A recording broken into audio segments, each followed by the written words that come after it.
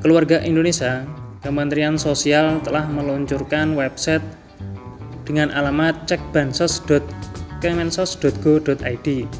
Tujuan dari website ini sebenarnya untuk transparansi penerima bantuan sosial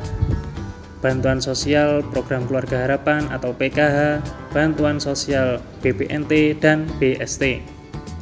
Berikut ini konferensi pers langsung Ibu Menteri Sosial tentang peluncuran website cekbansos.kemensos.go.id.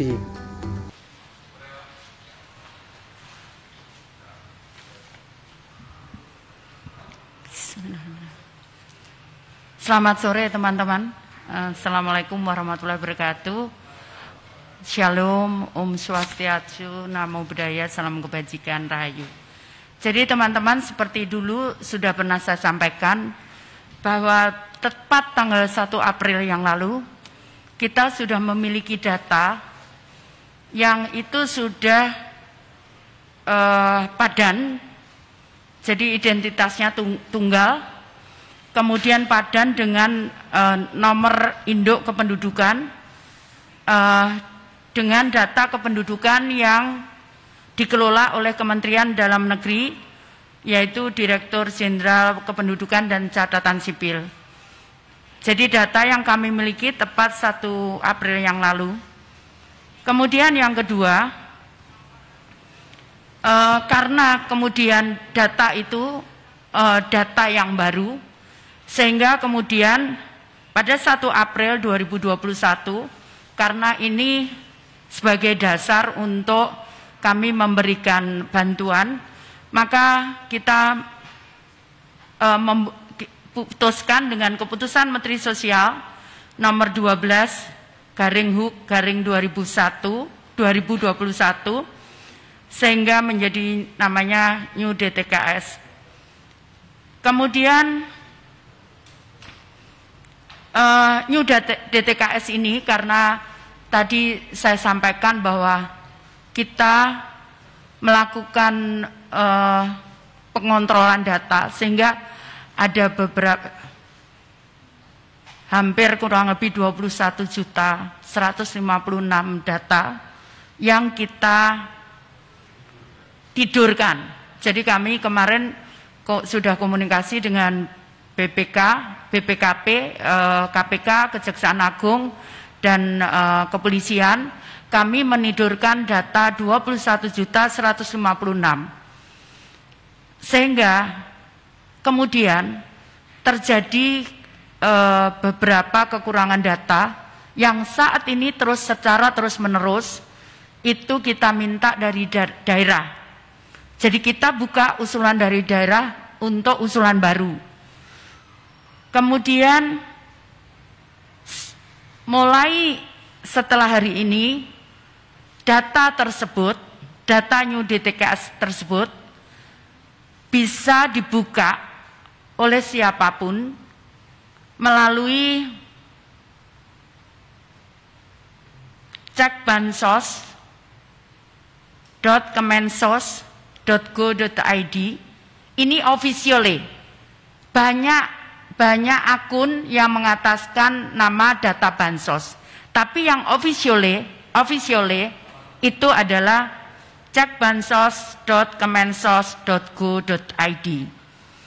Jadi dari situ publik bisa, siapapun bisa memantau penerima bantuan sosial, PKH, bantuan pangan non tunai atau BPNT, dan bantuan sosial tunai yang sebetulnya berakhir akan bulan April. Kemudian dengan menyebutkan nama, kemudian tempat tinggal atau desa tempat tinggal penerima bantuan. Kemudian ada dua sisi yang memang kita buat. Jadi yang pertama, sisi pertama, kalau seseorang merasa bahwa dia berhak menerima bantuan, maka kita fasilitasi mereka untuk mengusulkan dirinya atau seseorang untuk mengusulkan dirinya untuk menerima bantuan. Permasalahannya adalah apakah itu sesuai dengan usulan daerah? Karena di undang-undang, mohon maaf, undang-undang nomor berapa ya? Nomor berapa, Luhur? Nomor 13 2011. Berapa? Perpres 63 nomor 2017 itu bahwa usulan itu harus dari daerah. Jadi karena itu kita akan tetap padankan dengan data daerah. Kalau terjadi perbedaan maka kemudian akan ada kontrol untuk mengecek yang akan dilakukan oleh perguruan tinggi. Nah kemudian yang kedua adalah apabila ada koreksi penerima bantuan, maka siapapun juga bisa, nanti akan kami padankan. Jadi pengusul maupun yang misalkan dia komplain itu akan kami padankan dengan data kependudukan. Tapi untuk pengusul kami akan sembunyikan nomor lengkapnya, bukan pengusul, apa namanya, pengkoreksi yang menyanggah, Bu. Yang menyanggah itu akan kami sembunyikan supaya itu berani, kalau memang mengkoreksi itu berani, akan kami sembunyikan sekian nomor di belakang nomor yang menyanggah begitu, supaya berani. Nah kemudian berikutnya adalah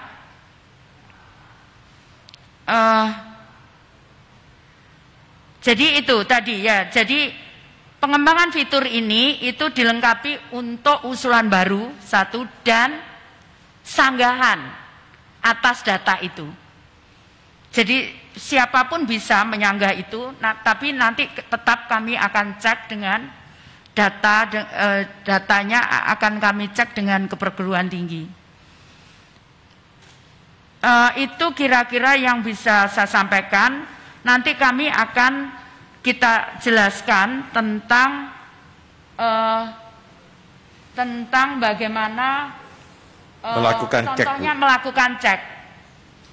Misalkan Jawa Barat ini kemudian dipilih kotanya, kemudian dipilih desanya, kemudian dicari namanya, sudah terima atau belum.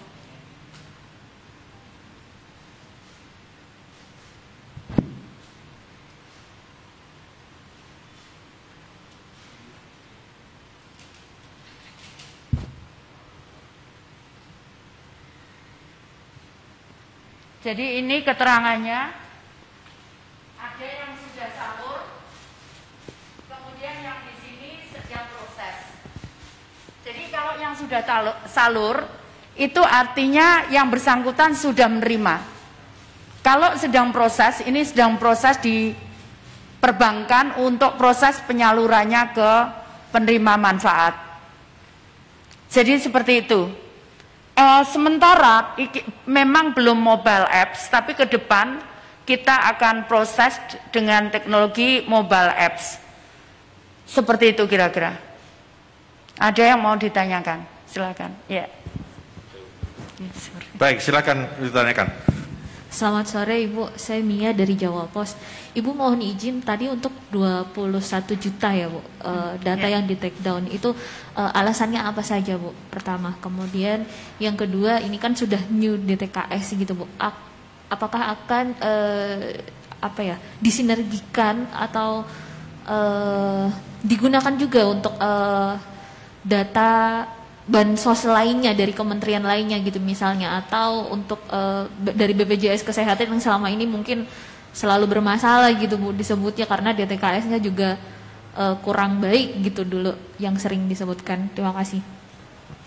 Jadi yang pertama saya jawab, jadi 21.156 itu data ganda. Jadi ganda bisa namanya ganda. Kemudian ganda menerimanya itu jadi sesuai aturan itu, kalau PKH dengan BPNT itu bisa, tapi kalau BST dengan yang lainnya itu nggak bisa. Jadi itu yang kemudian kita ambil satu. Nah kita memilihnya kemarin karena kalau kita berikan BST itu hanya sampai April. Sehingga kita pilihlah kemudian BPNT yang diharapkan penerima manfaat ini bisa menerima sampai Desember nanti. Seperti itu. Kemudian yang kedua soal dipakai oleh lembaga lain kami siap digunakan, dan insya Allah karena kita sudah ada kontrol dengan di Dukcapil bersama-sama, jadi kontrolnya bersama-sama begitu. Jadi bukan kami sendiri tapi bersama-sama, sehingga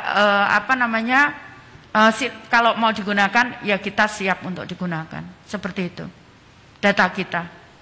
Baik, yang lainnya dulu ya, nanti kalau nggak ada boleh ke Mbak lagi. Ada yang lainnya? Oh, silakan Mas. Selamat sore Bu, saya Rizky Metro TV. Bu, untuk penegasan sedikit lagi nih, sebenarnya dari angka 21 juta itu kan data ganda. Itu artinya sudah ditidurkan dan tidak akan lagi mendapatkan bantuan. Betul. Atau seperti apa Bu? Jika nanti yang diusulkan ternyata namanya sama gitu. Itu akan ditolak langsung secara sistem. Lalu deadline dari pemerintah daerah itu kapan waktunya Bu? Terima kasih. Jadi kita akan update itu setiap bulan. Biasanya kita mengupdate itu minggu pertama dan minggu kedua. Karena kami butuh proses administrasi minggu ketiga supaya bank bisa menyalurkan di minggu keempat. Seperti itu. Jadi biasanya seperti itu, dan saat ini masih dibuka. Ya, mungkin bisa ditambahkan Bu. Ya. Mohon maaf.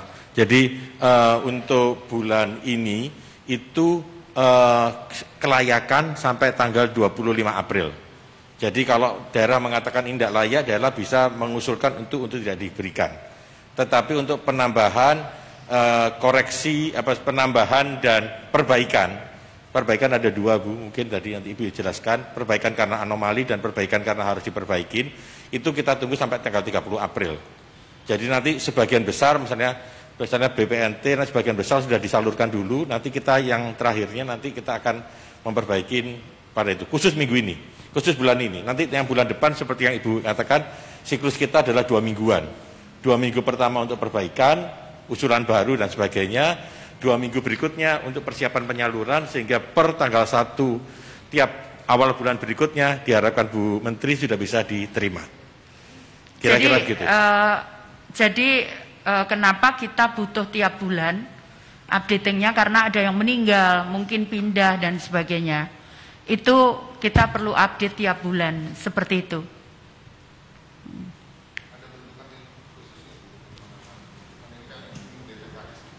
Ya, kami udah mulai kerja bulan Desember. Jadi, tapi setiap bulan kami rutin rapat dengan KPK, dengan BPKP, dengan Kepolisian dan Kejaksaan Agung. Kita rutin juga dengan OJK dan Bank Indonesia dan juga bank-bank tadi, Bank Himbara. Itu kita rutin rapat setiap bulan. Ya. Dari nama-nama data yang double itu tadi, dari 21 juta itu sampai kapan mereka tidak akan ditidurkan? Jadi begini, jadi kalau dia nomornya 3, misalkan double 3, itu kita ambil 1, udah ada namanya di sini itu udah ada 1, tapi yang 2 yang dihapus. Kalau dia gandanya 2, 1 ada, tapi yang 1 dihapus, seperti itu. Jadi tidak dihilangkan. Tidak dihilangkan. Tetapi dipilih salah satu. Jadi kita ambil 1. Jadi bukan hilang dia. Tapi kita ambil 1, yang lain dihapus karena ya ganda sesuai dengan datanya. Kuota apa? Saat ini ada kuota tetap dengan pemerintah 18,5 juta, 18 juta 800 tetap untuk BPNT, untuk 18 juta 800.000 untuk BPNT, kemudian 10 juta untuk PKH dan 10 juta BST, tapi BST April selesai. Gitu. Baik Mbak tadi. Silakan. Tadi sebagian besar sudah ditanyakan juga, cuman maksudnya mungkin menegaskan kembali, maksudnya untuk DTKS-nya sendiri ini mencakup berapa persen sih Bu dari jumlah orang miskin di Indonesia. Kemudian yang kedua, adakah kerugian Bu ketika data ganda ini tadi? Apakah maksudnya jadi tidak tersalurkan atau mereka justru menerima 2 kali gitu? Yang satu kerugian dalam bentuk angka mungkin Bu berapa? Saya nggak bisa gitu, menghitung itu, karena saya nggak bisa menghitung itu karena mohon maaf itu juga sudah berlaku bertahun-tahun ya. Saya mohon maaf, saya nggak bisa ngitung itu, tapi bahwa kami punya datanya, ya. Jadi ditidurkan.